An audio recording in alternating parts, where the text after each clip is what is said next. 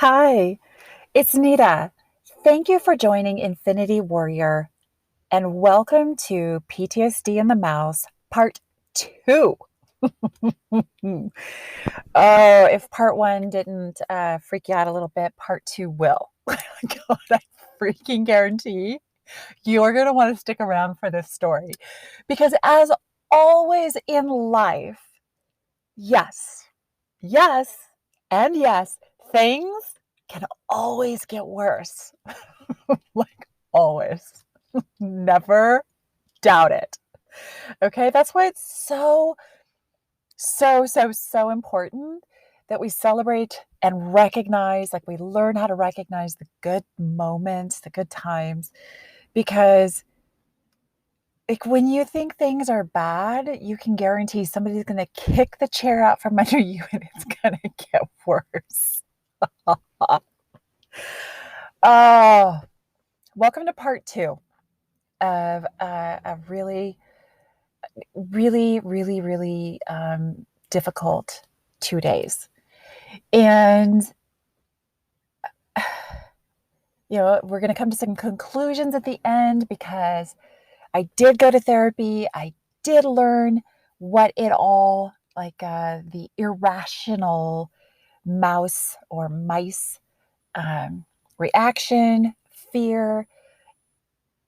And if you've known me personally at all, you know I have an irrational fear of frogs as well. But that has been developed since my early childhood. And I honestly, like, it's plague type stuff. Like we're talking biblical locust swarming plague type of experiences with frogs. So, you know, you get to have some fear around frogs covering your front door multiple times, right? That is not normal. There's nothing normal about that. And that's just one instance of my life with frogs. Anyhow, thank you for tuning in. Thank you for taking time out of your precious day to share in my journey. And hopefully, in me sharing my journey about PTSD recovery right now and recovering and breaking fully free of generational trauma and intergenerational healing, and being so open and honest about what I have gone through and what I continue to go through and what I continue to battle and stand against and stand for, hopefully it helps you. Because at the end of the day, everything that I do is to help other people come through their journey, because we can feel so alone, so desperately alone, when in reality, I bet you anything, if let's just say you're driving down the road right now listening to this podcast. Let's just say you're at the coffee shop getting a coffee and this is on your headphones, or you're at the grocery store waiting to go in and there's people milling about. Or maybe you're listening to this at home and tomorrow you're going to be in a busy place. Let's just say that any one of those scenarios is somewhat maybe true. I am going to share what I've discovered to be incredibly true, is that the next 10 people that you run into, every single one of those people is going to have something in their bucket. Like if you got to stop those people and say, how's your mental health today? You have to be 100,000% honest. I can guarantee you somebody out of there is going to be really honest. Let's just say they all were honest. Every one of them is going to have something that is challenging them, something that is making their life a little more complex than they wanted it to. Okay. Everybody has stuff. Everybody has stuff. And we get so isolated. We get so beat down by our own stuff that we forget that everybody has stuff. And so we can sometimes get wallowed into our shame or our victimhood or our self pity, into our loss, right? We all have broken hearts. We all have things that we just were positive we're going to go a different direction than they have. And what we have to do is learn to recognize we can't, not everybody's going to share their story and make us feel like we have hope, right? If that person can get through it, I can too. But what we have to do is realize that the more we do our work and we let go, that we truly deeply let go of our futures we had planned, and that we let things just work out, especially as we're healing from abusive spaces. We really have to start letting go of the but he, but she, if only then this, right? We have to start just literally like break the rubber band of expectation and just let go. So last night, let me tell you about this, what happened. Oh my gosh, I had to just take a breather there for a second. It's insane. You will not believe what happened. So my kids come home from their dad's about 3:00. And on part one, you hear where kids came in, right? It got a little noisy. Today I'm recording my podcast in my car outside of one of my children's therapy sessions. And so, I continue to try to do my stuff on the go because I'm a mom first. I'm a mom breaking generational trauma first, and everything else comes in around that. Okay. So we can do it. We can do it. We can't do it all, but we can do our priority things. Okay. I'm getting ready yesterday afternoon to go to therapy. Now, I am feeling a little bit better. As I said yesterday in part one, that the company that comes on their quarterly checkup found a mouse in the trap. And so we were feeling like, whoa, we got it, right? We're so naive, I swear. Oh, so I'm getting ready. I'm still a little like nervous. I'm really looking forward to time with my therapist, who's a genius, to figure this out. Like, why did I freak out so much? Why was my PTSD and my nervous system so activated and just entrenched in this like decades of pain?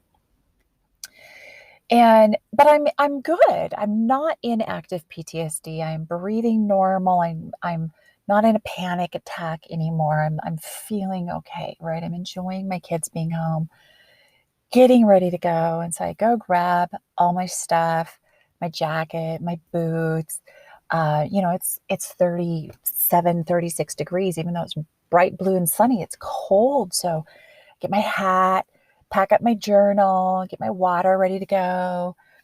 I sit down on the edge of my bed where it's where I always sit to put on my shoes, my boots, wintertime boots. And my ankle brace is there because I rolled my ankle on Halloween and it's a really bad sprain. So it's taking a long time to not hurt. So when I'm going to be driving or that, so I don't get fatigued and, spike the concussion symptoms, I just support the ankle a little bit more.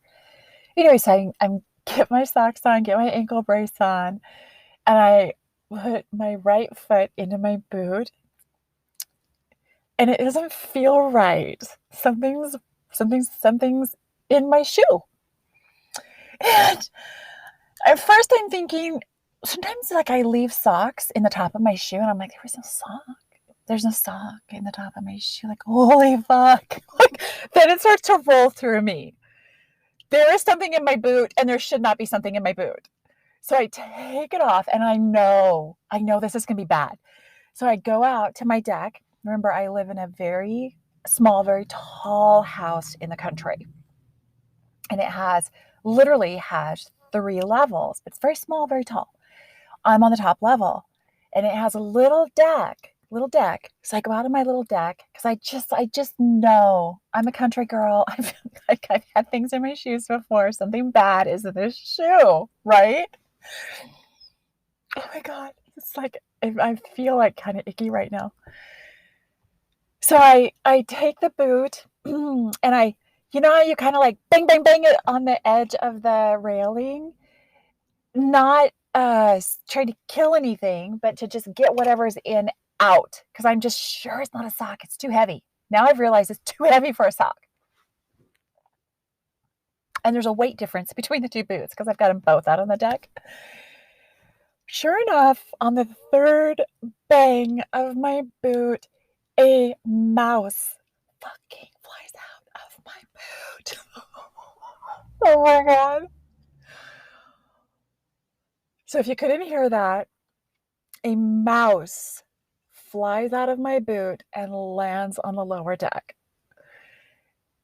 And the heebie-jeebiness went entirely through my body. Like, I freaked out.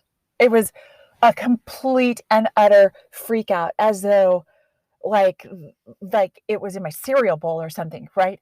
I freaked out. I dropped the boots. I'm screaming like I'm dying. I'm not even embarrassed or ashamed about it. I was terrified.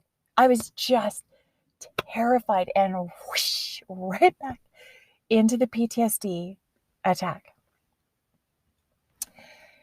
I am screaming. Like, I am so terrified that literally it's like some kind of Pied Piper scene in my head that there are going to be like mice overrunning me. And it, like, before I leave, like before I drop the boots, I see it land on the deck below me, good 12, 13 feet below me. It looks up. I'm not kidding you here. It looks up at me. I look down at it, and we literally have eye contact. And it's looking at me like, really? And I'm looking at it like pre-scream, right? And then I start screaming. I don't know where it went. And I'm just freaked out. I mean, freaked out. So up come two kids, my daughter and my oldest son. And she's a little like, I'm being silly, right? Like, this is like, I'm not being silly now, but she's looking at me like, you're being a little silly. This is a little silly. This reaction is a little silly. And he is like, he recognizes I'm in distress. Like, I'm just terrified. Like, I could cry right now. It was so scary. And so he gets it. And he's like, what do you need? What can I do? Are you okay? And she's just like a little like, oh, are you like, what's, are you okay? But really, this is a little over the top. And she's right. It was over the top, but if you've ever had something scare you that bad, you know what it is like, right? You can't stop it. Once you're terrified, you're in terror mode. Anyway, so I think he does a sweep of the bathroom and the bedroom and stuff. And he ends up leaving and telling the rest of the house, like, hey, she's okay. It was another mouse in her boot. And of course, like, I can't wear the socks that I had on now. I'm freaked out. So my daughter gets socks. She checks I'm going to now wear Converse so I can wear my boots. She checks my Converse to make sure there's nothing in the Converse. And I sit down to start putting them on. By this time, like, I have tears streaming down my face again. And she's not really sure what to do. But I can see the light of like a little bit of like, this is funny. And so I was really patient and non-scary. And I said, do you know those moments when you are really upset with the boys and like nobody really gets it, but I stand with you, like, when that happens? She's like, yeah. And I said, this is kind of one of those moments. It may be irrational to you, but to me, it's the Titanic. And I can't explain it, but this is why I have to go to therapy tonight. Like, it was my normal therapy night for psychodynamic therapy. So it wasn't a special therapy night. It was my normal one. But I said, like, I just need you to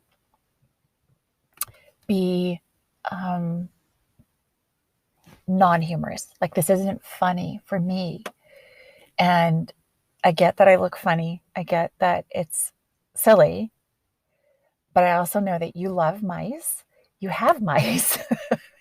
Right? So we're not the same person. And I just need, like, if you can't respect my needs, then I need you to excuse yourself from my space.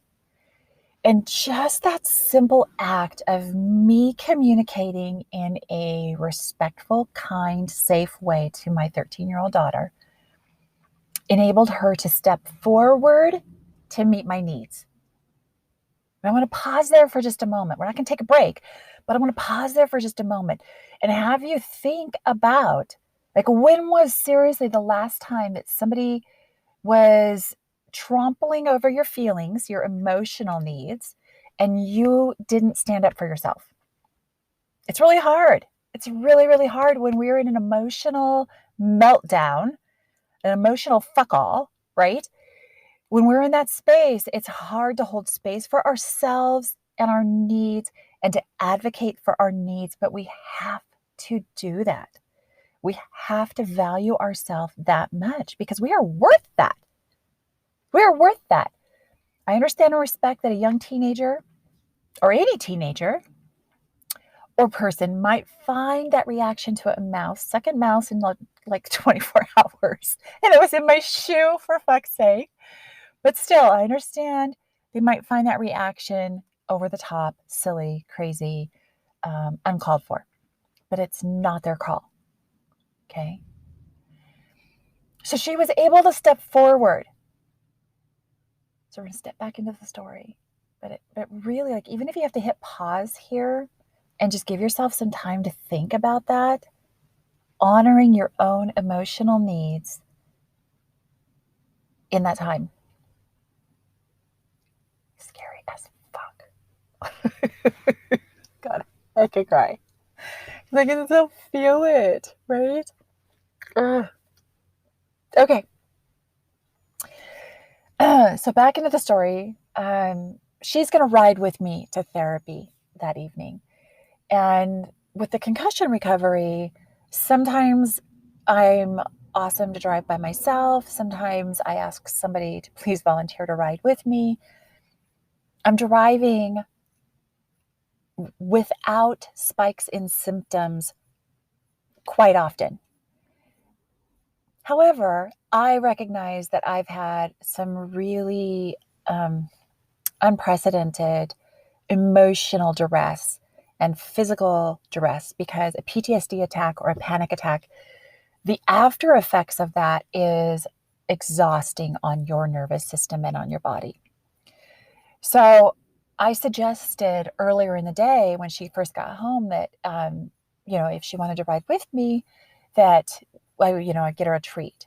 And so she wanted cookies. Excuse me. So we get all loaded up. I get centered, meaning calmed back down from the zipper coming off that PTSD, right? I don't go into a full-fledged panic attack, but I'm distraught. It's like, right, that the tears are flowing, and it's not just a tear or two. I mean, they are just like waterfall tears. Holy fuck. Right? So we leave, we get her cookies on the way there, and we get into my therapist's office, and I get in there, and we get, I get all situated, and we get in there, and I tell him when I walk in, well, I'm like so proud of myself because I'm here, and I am not in a full-fledged panic attack or PTSD attack.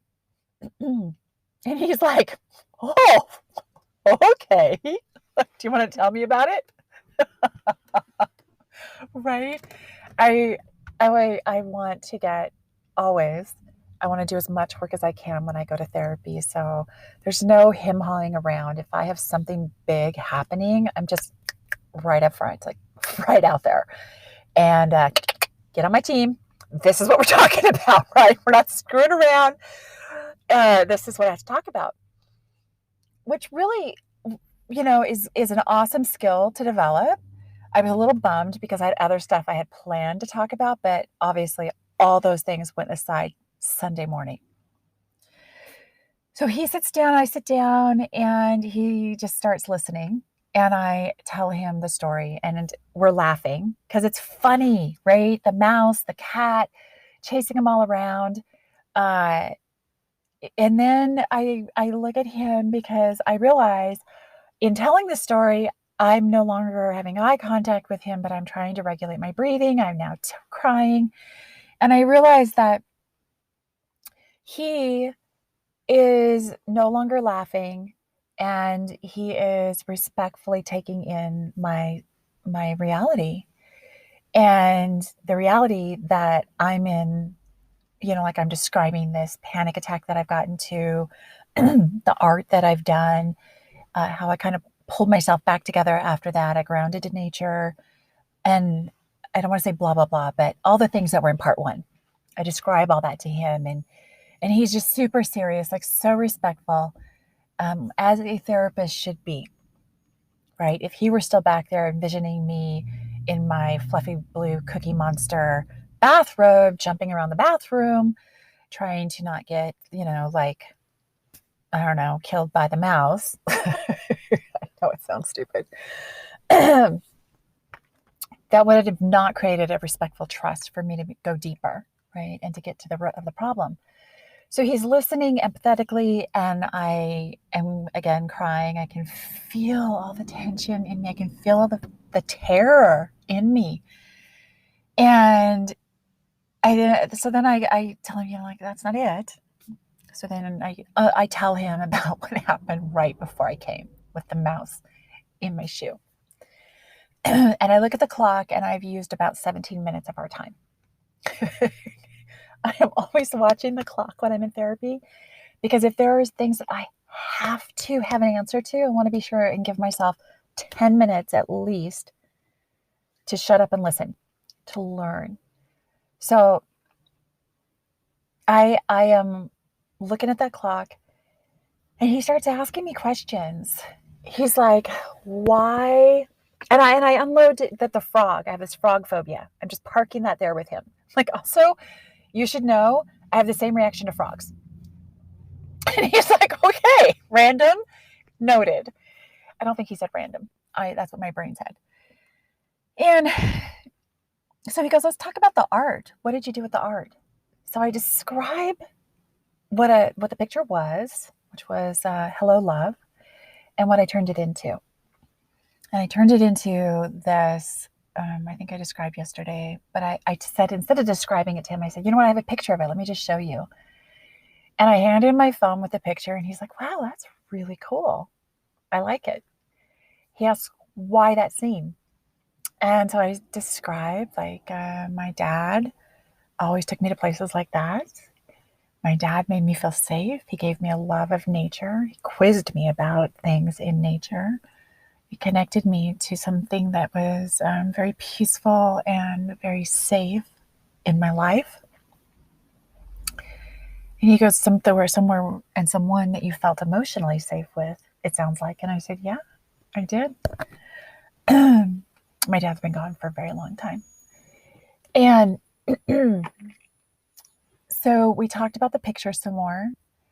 And I said, well, I'm kind of debating on burning the picture. And he goes, oh, very strong reaction. He goes, I don't think I'd do that. He goes, you took that picture and you turned it into something that saved you. Like, you pulled yourself out of a PTSD or panic attack, doesn't matter which it was, you pulled yourself out of a really bad place with this picture. I think this picture is a part of you. And I don't think that burning it is going to move you forward in any way. So maybe just sit with it for a while. But it's a beautiful picture. It's really pretty.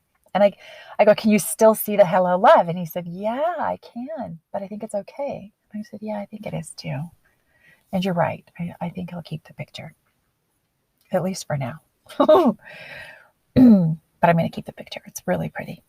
I woke up this morning and I looked at it and I loved it. Anyway, back to therapy. He goes, so what's going on? Like, what's going on when you react to the mouse or the frogs? Like, because then I walk him through, like, the frogs, like all the different weird, terrifying things that have happened with frogs. And before I even realized that, I said, I just don't understand more than the frogs, like locusts, plaguing my life, why does anybody care? Why is it that my fear brings teasing, mocking laughter? I'm stupid. I'm an idiot.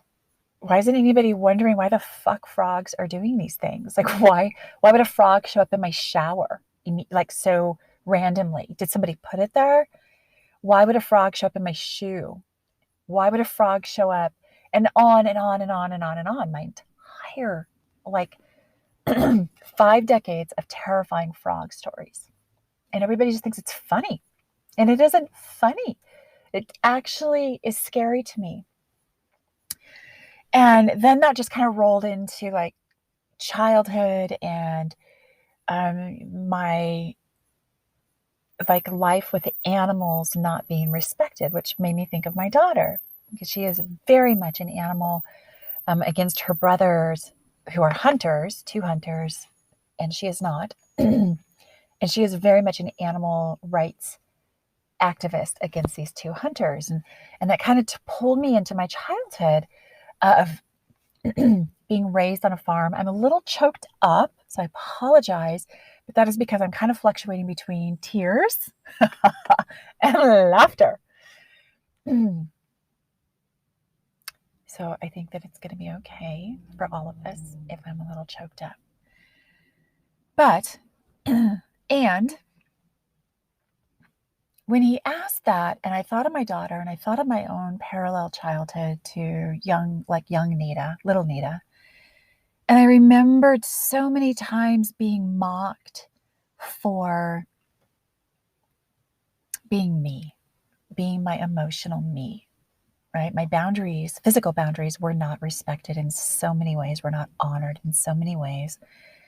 And then my emotional boundaries were mocked and like a debacle to laugh at. And that hurts. It hurts if it happens once, but it's devastating to your emotional development, your development of self as a safe individual, if it happens always. So I'm just kind of pausing there to let that sink in because you may have experienced something like that in your life or right now or all your life, like I did. Because if you are recovering from abuse, that abuse ties to deeper parts of you, possibly and likely. And so coming to grips with those deeper parts of you, really why you need to enlist a skilled trauma-informed therapist or mentoring service or coach. I am not a trauma coach. So I can coach people through a multitude of awesome things and growth, but I am not a deep trauma coach. So as I'm sitting there and I am now have my hands on top of my head, if you've listened to any of my early podcasts, you will know that when my hands go on top of my head, I am in like, I don't want to fall into a PTSD attack. I don't want to fall into the past, but I am living all that trauma right now. And I'm trying to just keep a handle on my breathing, keep a handle on staying in the moment, being grounded, being connected, being tangible in the moment. So I'm doing well, staying in the moment, but in reality, I'm going to pause here for just a moment and I'm going to come right back. Just stick with me until the end of the break.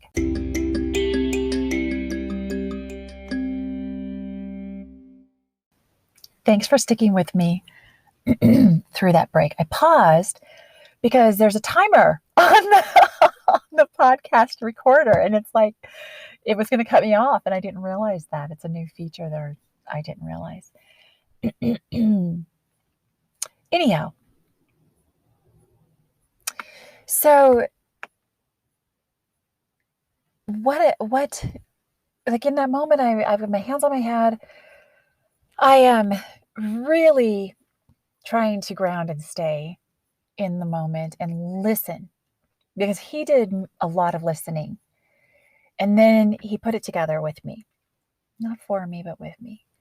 He said, the mice and the frogs represent your physical boundaries. Your physical boundaries have always been run over in your life. Your reaction is because your emotional boundaries have never been listened to or respected. And you're done. You're done not having your emotional boundaries listened to, heard, or respected.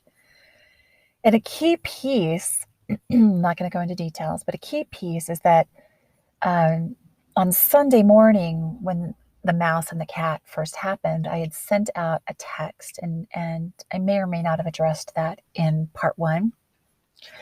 But when you send out a text to scorpions, right? If you listen to previous podcasts, a scorpion is a person who just is always going to be who they are. They are never going to change. Now, while I even didn't send out the text about the mouse for support, just for notice, I still got stung by the scorpion. And so putting that into perspective for my reaction, the occurrence happened with the mouse. I got stung by the scorpion, and then the emotional just unzip of PTSD of my entire life of being ignored, emotionally ignored, physical boundaries ignored. And it clicked into place, like why I had the PTSD attack, why I had the panic attack, why I did art of my dad, of my safe person, right? It all made sense suddenly. So even though it made sense, I am literally just grieving. Like at one point, I know I'm hiccup crying in my therapy session, and it was just the realization of how far back in my life my emotional and physical boundaries being trampled over hurt, and that hurt was still so embedded in my DNA. Like it's hard to say out loud. It's hard to say out loud. And that is the disgusting truth of healing yourself, let alone taking on the task of healing and breaking free of generational trauma, is that sometimes you're going to hit on things that you need a guide to help you interpret, because it's going to go all the way back into not just one thing for me that happened in childhood. I mean, it was a fucking platitude of things. I don't even know if that's the right word. Somebody message me and let me know if platitude fits, but it was a massive haul of really traumatic emotional abandonments on top of physical boundaries breaking. So through my entire life, the frogs breaking through all my physical boundaries, amping up on the emotional abandonment of people, to my emotional needs, like just trampling over them, and me having zero boundaries and not or, and a decreasing self-worth, a decreasing self-esteem, a disappearing into invisibility sense of self. By the time that I exited and separated from my marriage in 2019, I was fucking invisible. I literally felt invisible. When I was in therapy in 2020, 2021, early 2021, I didn't even recognize my own soul. And that's the thing. When you get weighted down, pleasing, being obedient, subservient to whoever it is in your life, you begin to be completely dismantled and disassembled into this robot that strictly does what they're allowed, stays within the confines of what's not going to make somebody mad. You don't want to be walking on eggshells, so you need to walk like, Frankenstein. I'm trying to give you a visual. But if you've ever had the narcissistic glare in public, right, that look of you're dead. As soon as we get home, I'm going to kill you.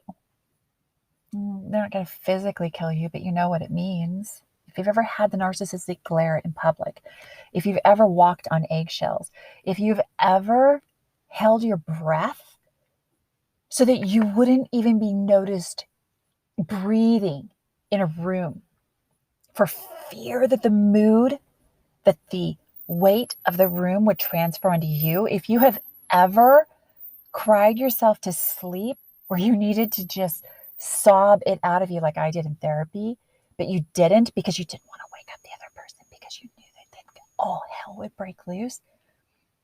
If you have ever felt insane while knowing the truth, meaning you've been gaslit, all of the atrocities of narcissistic abuse, if you have ever sat through even just one of those, I am so sorry. You did not deserve that. And when we are climbing out of that hellhole that was our life, we are going to go through a lot, and we're going to slip and slide around like we're on freaking pig mud. I had pigs when I was a little girl, and we ended up like all the animals we raised, we would eat, and that was just how it was. Like, that didn't bother me, but having their names, the names of our pets, of my pets at the dinner table, and being mocked about what pet we were eating, that's disgusting. That's disgusting. And that was traumatizing for me. Just one of many things. But that one bubbled out of me at therapy because it was, to me, horrific. I ate dinner because I didn't know what would happen if I didn't eat dinner, though. Okay? We have to learn to forgive ourselves for the things that we had no other choice, for the things that allowed us to survive really horrible things. We have to have a guide help us understand them, interpret them. We have to be willing to peel back all those layers of self-abandonment, all those layers of invisibility, and let the light into our life and into our soul, because we didn't deserve any of those things at all.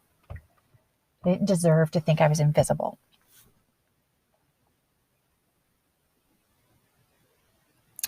So that is part 2 of PTSD and the mouse. I could go on and on and on, but we're coming up on about a 40-minute recording, and that's plenty. I hope that you love yourself just enough to prioritize a little bit of your budget to healing.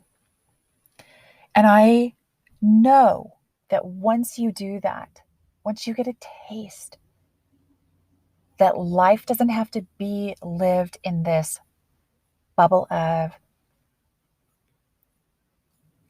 nothingness, this bubble where you don't exist, this bubble where you're afraid to breathe, where you're afraid to say no, where you're afraid to be you. I know that once you prioritize yourself just that tiny amount, everything else in your life is going to start to come into alignment. And I know this because that's the path I walked, and it works. You can do the unimaginable, you can do the unthinkable one tiny step at a time, but it all begins with you building your self-worth up just enough to move forward. And I believe in you. I believe in every single one of you. And I believe in your right to do that. I believe in your right to do that. All right, everybody, I'm not going to tell you about all of the amazing things happening. Just go visit me over on the web at www.yourinfinitynation.com, and you will see all the amazing things that happen over there. And have an amazing day. I'm proud of you. And thanks for tuning in. I think you're amazing. I feel blessed. I hope that you have a blessed day. I'll see you next time.